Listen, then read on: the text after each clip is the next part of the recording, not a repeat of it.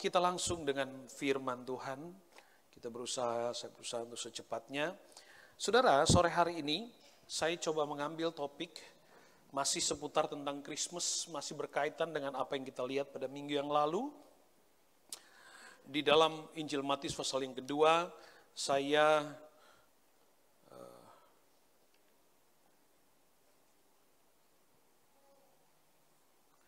mengambil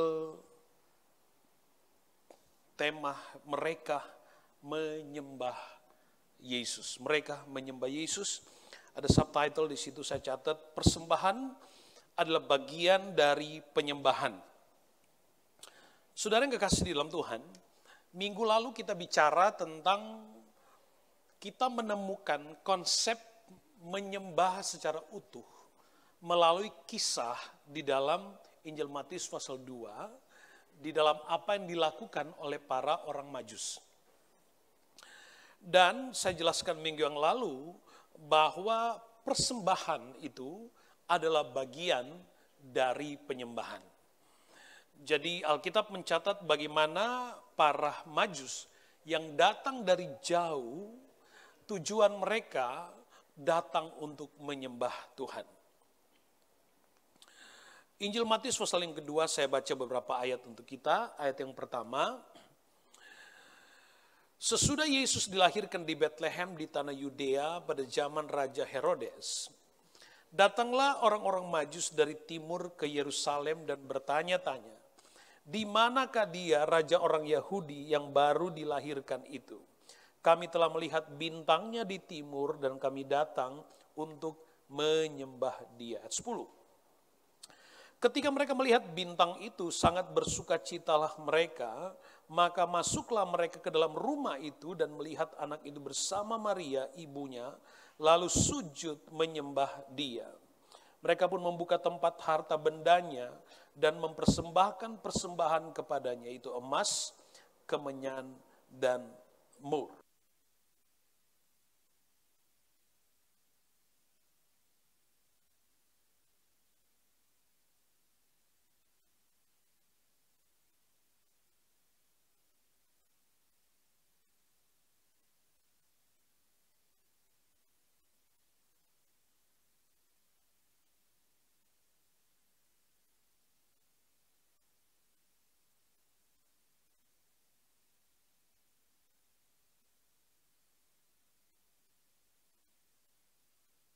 Oke.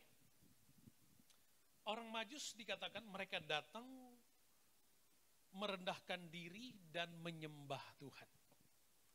Saudara, orang Majus ini mewakili kelompok orang yang dari jauh datang mencari raja yang benar, ya. Ingin mencari raja yang benar. Dalam 2 minggu lalu sudah menjelaskan itu. Saudara, sedikit tentang para Majus. Menurut seorang sejarawan yang bernama Herodotus, jangan salah ya. Saudara, dikatakan atau mereka kemudian meneliti tentang siapa para Majus ini. Ada yang mengatakan mereka hanya sekedar kelompok terpelajar yang datang dari jauh, yang pada waktu itu disebut dari Persia. Ada yang mengatakan bahwa mereka adalah para raja dan seterusnya. Ya, dan seterusnya. Tetapi saudaraku, berdasarkan apa yang sempat saya pelajari, bahwa saudara lebih memiliki latar belakang yang sesuai dengan firman Tuhan. Dikatakan saudara bahwa menurut sejarawan ini bahwa orang Majus itu sebenarnya itu telah ada jauh sebelum Yesus lahir. Artinya bahwa kelompok Majai ini adalah satu kelompok yang disebut satu tribe, saudara, yang hidup pada zaman bahkan sejak pada zaman Babilonia. Dan kelompok ini, saudara, adalah hanya satu kelompok di antara kelompok besar yang ada disebut Medes, saudara. Dan mereka sama seperti bangsa Israel yang memiliki 12 suku, kemudian ada satu suku yang dikhususkan untuk melayani bait Allah. Demikian juga dengan Majai. Majai adalah satu tribe di dalam kerajaan Madai, Medes, saudara, yang telah ada sejak Jauh sebelumnya, sejak zaman Babilonia, Made Parsi, kerajaan Greek, kemudian kerajaan Romawi. Dan peran mereka begitu sangat penting. Saudara, dari kata Magi ini kita menemukan, ada yang katakan magician, tapi dari Magi ini juga kita menemukan kata magistrate. Magistrate artinya orang-orang yang berkecimpung secara khusus di dalam peradilan, di dalam hukum gitu. Dan peran mereka sangat penting mendampingi kerajaan pada zaman masing-masing, pada kerajaan-kerajaan besar. Mereka hidup pada lingkaran kalau kita ada istilah lingkaran satu, yaitu mereka. Mereka adalah orang-orang yang menduduki kedudukan penting di dalam sebuah kerajaan dan memberikan advice kepada raja. Dan mereka banyak mempengaruhi keputusan-keputusan penting raja. Jadi mereka tidak saja disebut sebagai satu tribe yang bertugas dalam keimamatan untuk menjalankan tugas-tugas spiritual di dalam kepercayaan mereka pada waktu itu, tapi juga mereka menjadi orang penting yang ada di lingkaran raja. Bahkan mereka juga yang kemudian melantik atau memahkotai raja apabila dinobatkan menjadi seorang raja. Begitu besar peran mereka. Dan saudara yang kekasih di dalam Tuhan Yesus Kristus, Alkitab pernah menyebut tentang Daniel. Tentang Daniel, saudara, kalau saudara baca di Daniel pasal 5 ayat 11, saudara akan melihat di sana bahwa ketika Daniel dibuang ke Babel, maka Alkitab mencatat Daniel menjadi orang yang paling berhikmat. Daniel menjadi orang yang hikmatnya melebihi para ahli pada zaman Raja Nebukadnezar pada waktu itu. Sehingga Daniel diangkat menjadi kepala atau mengepalai para Magi ini. Nah, Magi inilah yang ada di sekitar Raja Nebukadnezar. Mereka orang-orang yang terpelajar, mereka para ahli. Dan pada waktu ketika Daniel memimpin para Magi ini, maka pada saat itulah kemudian Daniel mengintroduce kepada para Magi itu sistem kepercayaan keyahudian, sistem kepercayaan orang Israel. Jadi kemungkinan pada saat itu bahwa Daniel memperkenalkan tentang nubuatan tentang Yesus. Bahkan para ahli mengatakan bahwa sempat mengatakan bahwa mungkin Daniel menceritakan apa yang dinubuatkan dalam kitab Bilangan ketika Daniel bicara tentang bintang. Dan nubuatan-nubuatan yang lain 600 tahun sebelum Yesus lahir. Before Christ, ya. BC. Dan juga saudara mungkin pada saat yang sama juga pada waktu Daniel yang kemudian yang mengintroduce tentang nubuatan Yesaya pada 200 tahun sebelumnya kepada para Magi ini. Dan itu sangat mudah bagi kelompok Magi ini menerima apa yang diberikan atau diajarkan oleh Daniel karena mereka memiliki kemiripan dalam sistem kepercayaannya. Ya.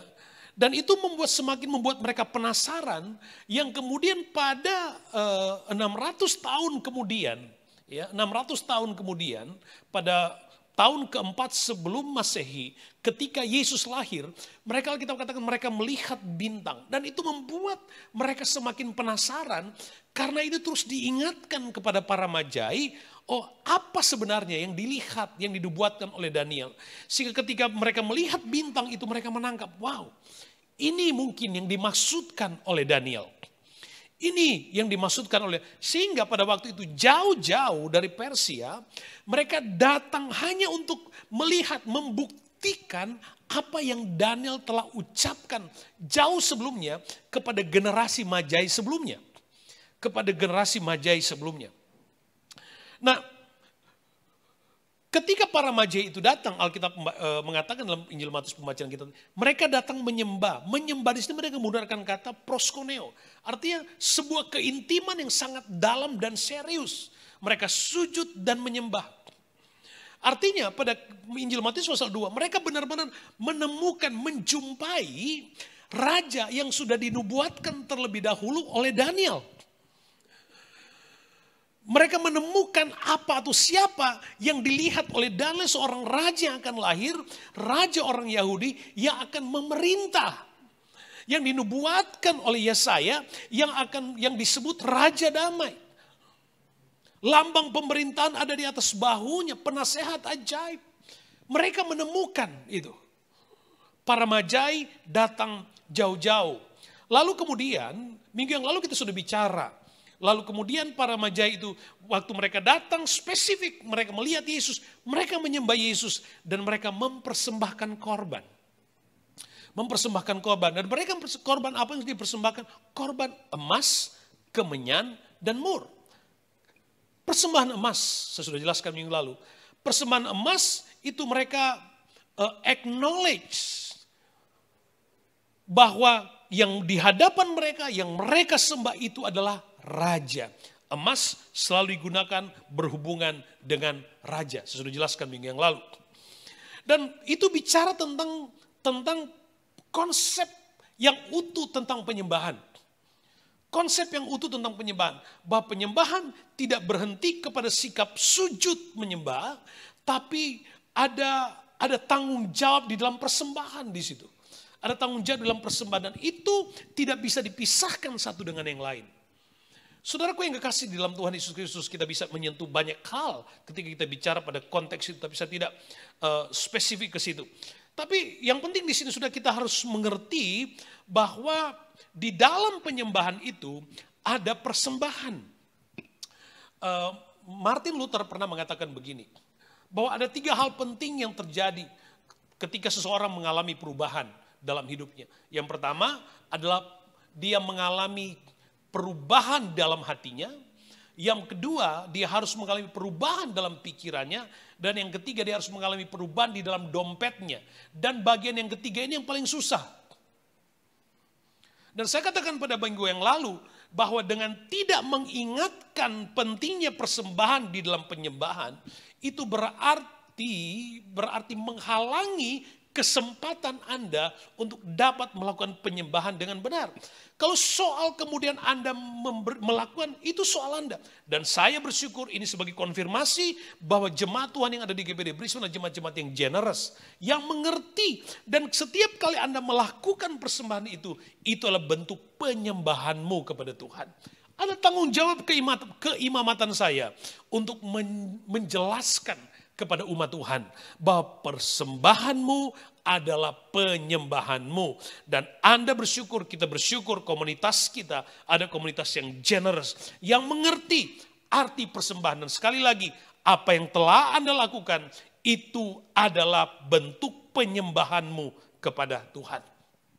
Nah, emas adalah mereka mengakui bahwa yang ada di hadapan mereka adalah raja, sang raja damai. Raja yang akan lahir, yang dilihat oleh mereka jauh dari timur, yang didengar oleh mereka jauh sebelum yang telah dinubuatkan oleh Daniel, seorang raja yang akan lahir. Lalu kemudian yang kedua, kemenyan. Saudara yang kekasih di dalam Tuhan, kemenyan ya adalah sebuah disebut seperti getah pohon, saudara. Ya, getah dari pohon atau tanaman tertentu yang tanaman ini hanya tumbuh tidak di semua daerah di Timur Tengah, dan itu tumbuh hanya di daerah Yaman, Oman, Arab, Ethiopia, Somalia dan seterusnya. Jadi untuk mendapatkan kemenyan itu dia harus diimpor dari daerah yang lain untuk kemudian digunakan di dalam bait Allah. Nah, kita lihat di sini bagaimana para imam yang dari negeri timur, mereka memiliki konsep sistem ya penyembahan di dalam bait Allah, dan mereka membawa kemenyan.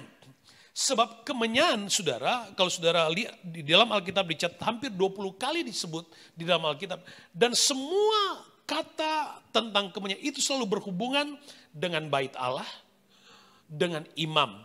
Baik untuk tanggung jawab keimaman, baik dilakukan oleh imam atau kepada imam. Jadi kemenyan itu berhubungan erat dengan bait Allah. Berhubungan erat dengan tugas-tugas keimaman, priest. Itu kemenyan. Dan saudara yang kekasih di dalam Tuhan, itu yang pertama tentang kemenyan. Dan yang kedua, kemenyan juga dikenal, kalau kita lihat dalam perjanjian lama, bahwa Tuhan beritahu bahwa di dalam korban sajian, ada korban sajian harus ada dikatakan harus ada kemenyan. Supaya sudah kita lihat. Di dalam Imamat 2 ayat 1 dan 2. Apabila seorang hendak mempersembahkan persembahan berupa korban sajian kepada Tuhan, hendaklah persembahannya itu tepung yang terbaik dan ia harus menuangkan minyak serta membubuhkan kemenyan ke atasnya. Lalu korban itu harus dibawanya kepada anak-anak Harun, imam-imam itu. Setelah diambil dari korban itu tepung segenggam dengan minyak beserta seluruh kemenyannya, maka imam haruslah membakar semuanya itu di atas mezbah sebagai bagian ingat-ingatan korban itu.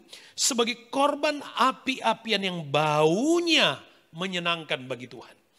Jadi kemenyan selalu berhubungan dengan kegiatan di dalam bait Allah, di mana di dalam konteks korban sajian, supaya ada bau harum yang naik kepada Allah, supaya ada bau harum yang memuliakan Allah. Itu juga yang melatar belakangi dalam pikiran pemazmur di dalam Mazmur 141 ayat 2, biarlah doaku adalah bagimu seperti persembahan yang harum. Persembahan ukupan yang harum dan tanganku yang terangkat seperti persembahan korban pada waktu petang. Jadi bicara tentang kemenyan, bicara tentang itu selalu berhubungan dengan tugas-tugas keimaman di dalam bait Allah, tugas-tugas keimaman. Dan lalu apa hubungannya ketika kemudian para Majus mempersembahkan kemenyan? Saya katakan, saudara bayangkan pada waktu itu Yesus yang masih berumur sekitar hampir 2 tahun. Ya, sebab kedatangan orang Majus datang pada saat Yesus sudah tidak bayi lagi, sudah di rumah yang kira-kira berumur hampir 2 tahun. Makanya Herodes kemudian pada ayat seterusnya, Herodes membunuh bayi yang ada di Bethlehem di bawah usia 2 tahun. Karena Herodes tidak mau menerima ada raja yang lain di Israel. Nah, saudara yang kekasih dalam Tuhan, minggu lalu kita lihat bagaimana mungkin sebut saja Yesus dalam kemanusiaan yang masih kecil, kemudian mereka mempersembahkan emas. Mempersembahkan emas untuk apa yang tidak ada hubungan langsung dengan kebutuhan dari anak kecil itu. Dan tidak hanya itu, lalu kemudian mereka mempersembahkan kemenyan. Juga kita lihat tidak ada hubungan langsung pada konteks waktu pada kebutuhan Yesus saat itu. Tetapi perhatikan, kalau yang pertama saudaraku kita melihat bahwa dengan mempersembahkan emas, mereka mengakui Yesus sebagai raja. Maka dengan mempersembahkan kemenyan, mereka mengakui yang ada di hadapan mereka adalah imam besar agung, yang kemudian di dalam kitab Ibrani kita akan melihat bagaimana dalam kitab Ibrani juga ada banyak ayat yang mencatat bahwa Yesus sebagai imam besar agung. Yesus bertindak sebagai imam besar agung, sebagai pengantara. Apa perbedaan antara imam dan nabi? Nabi adalah perantara, adalah seorang yang melakukan tugasnya dari Allah, mewakili Allah kepada manusia. Itu nabi. Sementara imam tugasnya adalah mewakili manusia kepada Allah. Itu perbedaannya. Dan Yesus disebut sebagai imam yang menjadi perantara antara manusia dan Tuhan. Manusia yang sudah berdosa, jatuh di dalam dosa, itu membuat ada jurang pemisah yang begitu sangat jauh, saudara. Jaraknya, sehingga dibutuhkan satu pribadi yang dapat menjembatani jurang pemisah itu untuk manusia dapat menjumpai Yesus dan menemukan keselamatan. Mazmur 110 ayat 4 disebut bahwa Yesus, bahwa Tuhan adalah imam untuk selama-lamanya. Keimamatan Yesus jauh lebih sempurna dibandingkan dengan keimamatan dalam perjanjian lama, keimamatan Harun. Sebab keimamatan Yesus adalah keimamatan untuk selama-lamanya. Sampai di sorga. Sampai di sorga. Dan dia adalah perantara atau pengantara yang sempurna. Di dalam Alkitab menggunakan kata 1 Timotius 2 ayat 5. Karena Allah itu esa. Esa pula dia yang menjadi pengantara antara Allah dan manusia, itu manusia Kristus Yesus. 1 Yohanes 2 ayat 1. Anak-anakku, hal-hal ini kutuliskan kepadamu, supaya kamu jangan berbuat dosa. Namun jika seorang berbuat dosa, kita mempunyai seorang pengantara pada Bapa, yaitu Yesus Kristus yang adil. Saudara, Yesus adalah pengantara atau perantara yang sempurna. Tidak ada yang lain seperti Yesus. Makanya pada titik itu Yesus berkata, I am the way, the truth, and the life. Tidak ada seorang pun akan sampai kepada Bapa kalau tidak melalui aku. Jelas. Kenapa dia disebut sebagai pengantara yang sempurna? Karena dia berdiri, dia berada sebagai perantara antara manusia kepada Allah. Kepada Allah, ia membawa dirinya sebagai Allah yang sepenuhnya. Sebagai Tuhan. Sementara kepada manusia, dia membawa dirinya sebagai manusia yang seutuhnya. Makanya dia menjadi perantara yang sempurna dan tidak ada yang lain selain Yesus. Dan saudara tahu bahwa kata priest, kata imam di dalam bahasa Latinnya menggunakan kata pontifex. Yang artinya bridge builder. Hampir saya sebut Resa. Ya. Bridge builder. Ahli membuat jembatan, pembuat jembatan. Menjembatani. Itu arti priest. Itu arti pengantara. Jadi pada waktu para Majus mempersembahkan kemenyan, artinya mereka mengakui Yesus sebagai, mereka menerima mengakui Yesus sebagai imam besar. Dan tidak ada yang lain. Kelahiran Yesus disambut dengan korban emas. Pengakuan walaupun dalam kesederhanaan. Di dalam palungan. Tapi saudaraku ada sambutan. Ada pengakuan. Ada pengakuan. Nah kemudian saudara. Setelah kita bicara tentang kemenyan. Sekarang kita bicara tentang mur. Menarik sekali kita bicara tentang mur. Nah pada waktu para Majus mempersembahkan emas dan kemenyan, Yusuf dan Maria mereka melihat, wow, emas, wow, kemenyan. Sebagai orang Yahudi mereka mengerti maknanya, mereka pun mengerti maknanya. Tapi perhatikan baik, yang ketiga, ketika para Majus mempersembahkan mur, suasananya menjadi berbeda mungkin. Ya, mempersembahkan mur suasananya menjadi berbeda. Kata mur di dalam ayat ini, di dalam Injil Matius pasal 2 menggunakan kata smurna. Kemudian smurna. Kemudian kita kenal ada kota Smirna. Ya, kenapa menggunakan kata smurna? Karena di kota Smirna ada perdagangan minyak, ada perdagangan mur yang paling mendominan. Ya, perdagangan atau yang menghidupkan perekonomian di kota itu adalah perdagangan mur. Sehingga mur disebut Smurna. Tapi dalam bahasa Ibrani dan bahasa Inggris hampir memiliki kemiripan. Mur, mirt, mor dalam bahasa Ibraninya. Mor. Nah, lalu apa kegunaan dari mur? Yang pertama, kegunaan dari mur adalah sebagai beauty product. Ya, untuk para wanita. Saudara, kalau saudara baca dalam kitab Esther pasal 2, saudara akan lihat di sana di dalam kitab Esther, di mana Ratu Esther harus dilulur dengan minyak mur selama 6 bulan. Selama 6 bulan. Kemudian mur juga digunakan sebagai perfume. Ya. Saya nggak baca ayat-ayatnya. Ya. Kemudian mur juga pada zamannya digunakan sebagai painkiller. Di dalam Injil Markus pasal 15 ayat 23 di sana kita lihat bahwa mereka memberi Yesus anggur bercampur mur. Anggur pahit. Dikasih kepada Yesus tapi Yesus menolaknya. Kenapa? Karena Yesus harus mengalami semua akibat rasa penderitaan di dalam dia menjalani proses penyaliban itu. Yesus menolaknya. Kemudian Kegunaan yang lain, mur adalah sebagai antiseptik. Kemudian yang kelima, ini yang menarik. Mur digunakan sebagai balseman untuk orang yang sudah mati. Untuk orang yang sudah mati. Kita melihat persembahan emas, mengakui dia sebagai raja. Persembahan kemenyan mengakui dia sebagai pengantara, perantara, sebagai imam besar agung. Sebagai imam besar agung yang mati dan bangkit untuk menjadi penebus dosa. Kemudian mur, yang ketiga mur, apa maknanya di sana? Kegunaan mur pada bagian ini dikatakan pembalseman untuk orang yang sudah mati.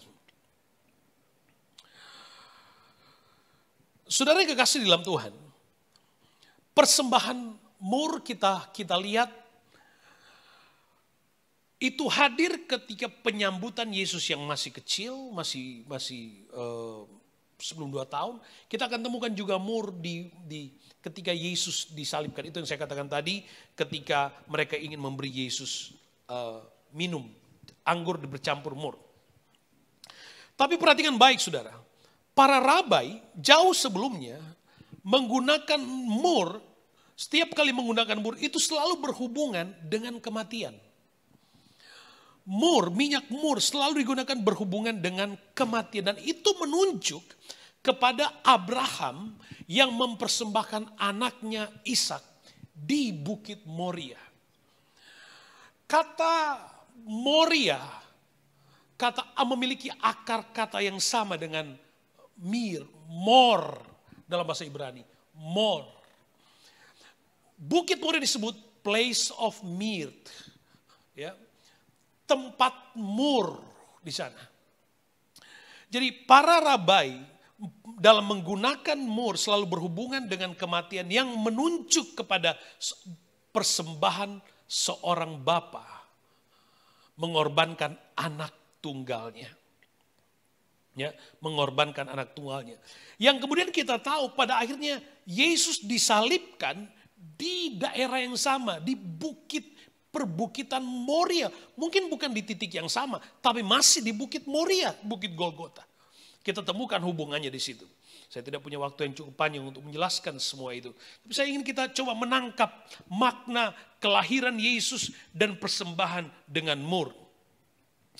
Nah, dengan para majus mempersembahkan mur di sini, kita mendapatkan bahwa bagaimana persembahan mur ini adalah seperti nubuatan tentang kematian Yesus di kayu salib. Ini seperti nubuatan tentang kematian Yesus di kayu salib. Pada waktu Yesus berumur 8 hari dibawa ke bait Allah untuk dilakukan sunat. Maka Simeon, saudara, rabai yang ada di bait Allah. Dia mengatakan kepada Maria bahwa anak ini akan menjadi keselamatan, tapi karena anak ini, seolah dia mengatakan bahwa anak ini akan mengalih porsi, akan menusuk hatimu dan seterusnya. Ya, yang menuju kepada cara matinya kemudian. Saudara yang kekasih di dalam Tuhan, para majus mempersembahkan mur. Dan pada waktu mereka mempersembahkan mur, apa yang ada dalam pikiran dari Maria dan Yusuf? Emas, kemenyan, oke. Mur. Mereka sadar pada waktu mereka melihat para majus mempersembahkan mur. Disitulah Yusuf teringat apa yang dimaksudkan oleh Yesus. Di dalam Injil Matius pasal 1 ayat 21. Ia akan melahirkan anak laki-laki. Dan engkau akan menamakan dia Yesus. Karena dialah yang akan menyelamatkan umatnya dari dosa mereka.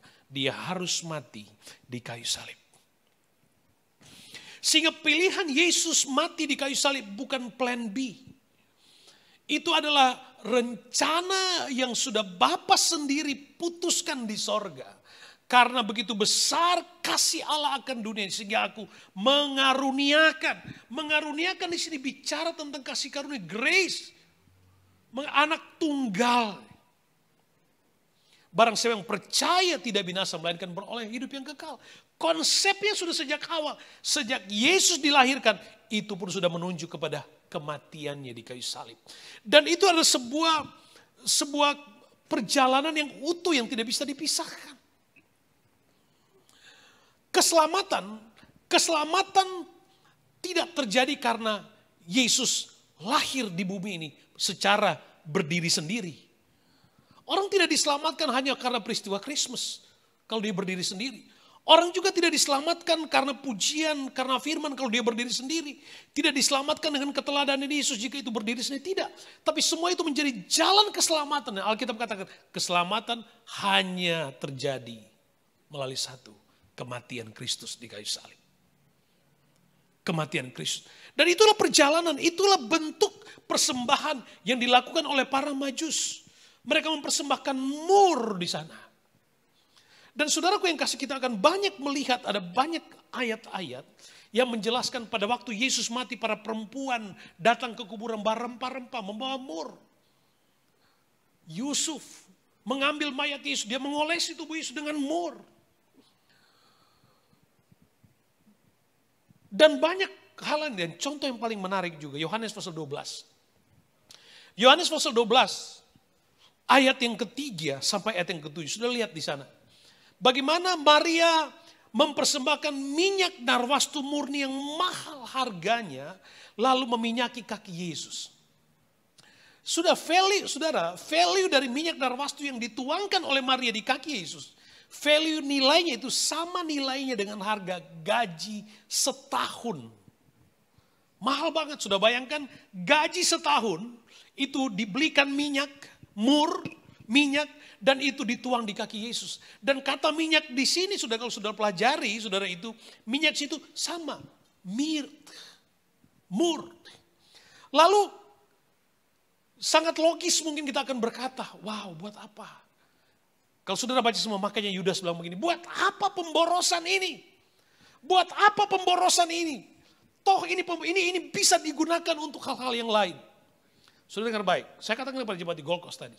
Kita kalau ngajak orang makan, kita ngajak orang makan bayar mahal-mahal, kita nggak pernah protes. Tapi bagian kita melakukan untuk Tuhan, ada saja yang suka mencuri pikiran kita. Ada saja yang suka mencuri pikiran kita. Padahal kita ngerti bahwa kita datang di dalam rumah Tuhan. Kita sadar bahwa kita datang menyembah. Kita harus memberi persembahan yang terbaik kepada Tuhan. Kita sadar itu. Makanya saudaraku yang kasih dalam Tuhan. Pada waktu Yudas protes tentang itu. Apa kata Yesus? Saudara perhatikan ayat yang ke-7.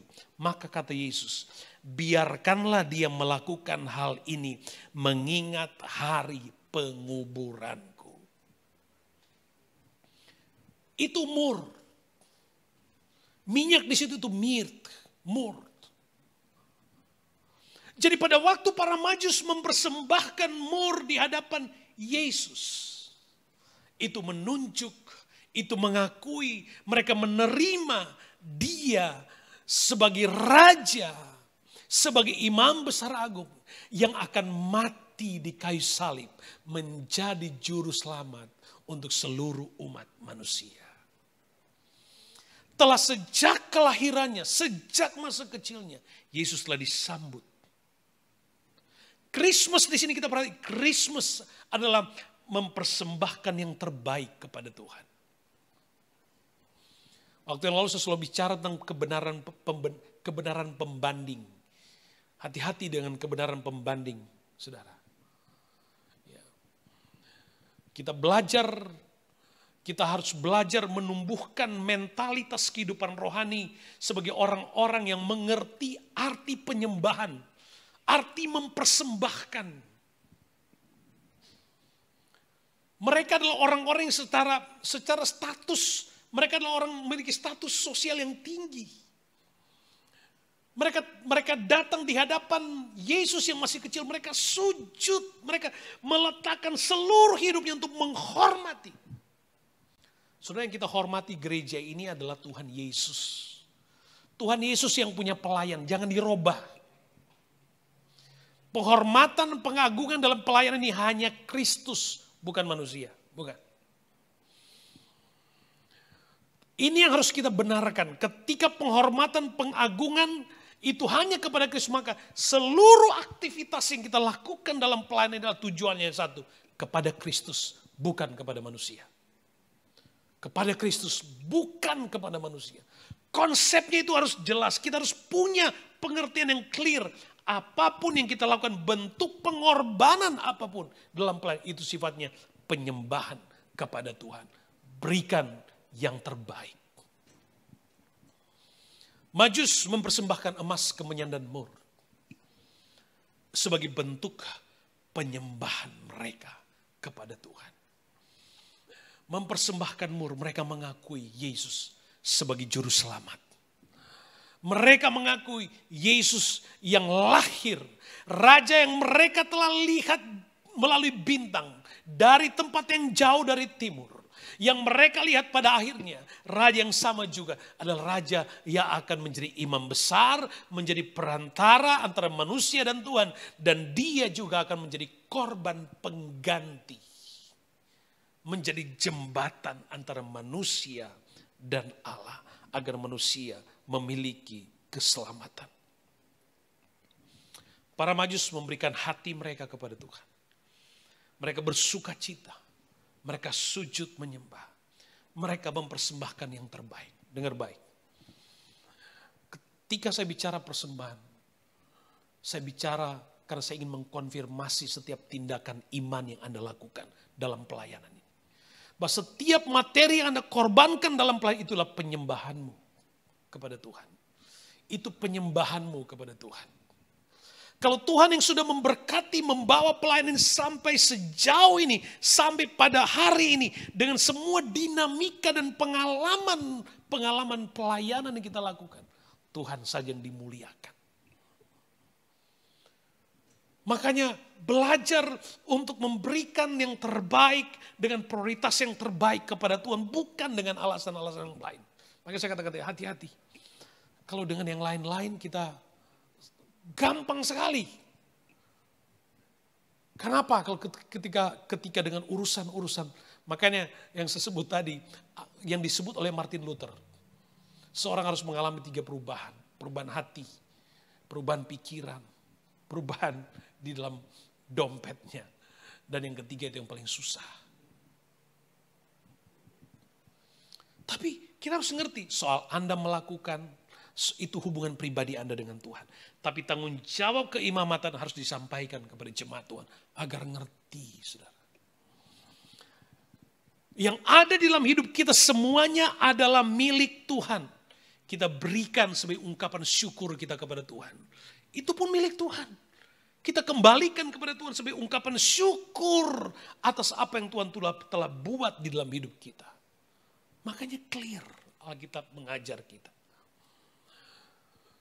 Kalau mau menabur, menabur untuk Tuhan. Kalau menabur, menabur untuk pekerjaan Tuhan. Menabur untuk pekerjaan Tuhan. Anda boleh generous dengan kegiatan sosial lainnya.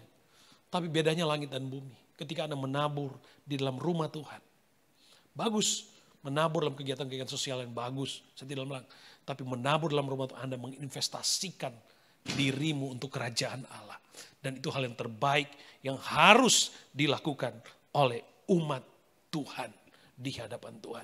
Merry Christmas. Tuhan Yesus memberkati kita semua. Mari kita bangkit berdiri. Mari kita menikmati apa yang Tuhan rindukan buat kita. Apa yang Tuhan mau kita lakukan sebagai umat Tuhan pada hari ini di dalam rumah Tuhan. Haleluya. Puji Tuhan. Saya tidak tahu apa yang sedang ada di dalam pikiran saudara. Saya nggak tahu suasana apa yang ada di dalam hati saudara. Tapi saya berkata kepada saudara, puji syukur kepada Tuhan.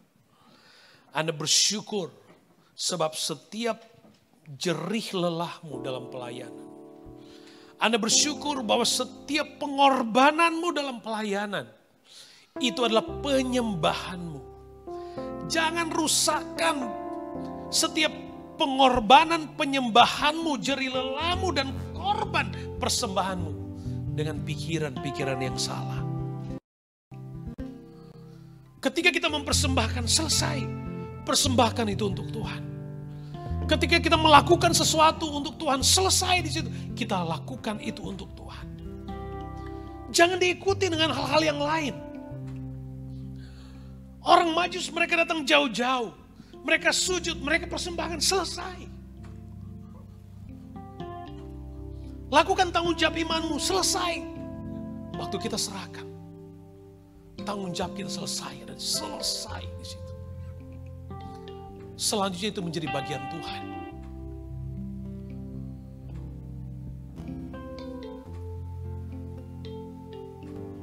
Biarlah setiap pengorbananmu, jerih lelamu diikuti dengan motivasi hati yang benar supaya kita diberkati Tuhan. Supaya berkat itu mengalir di dalam diri kita seutuhnya.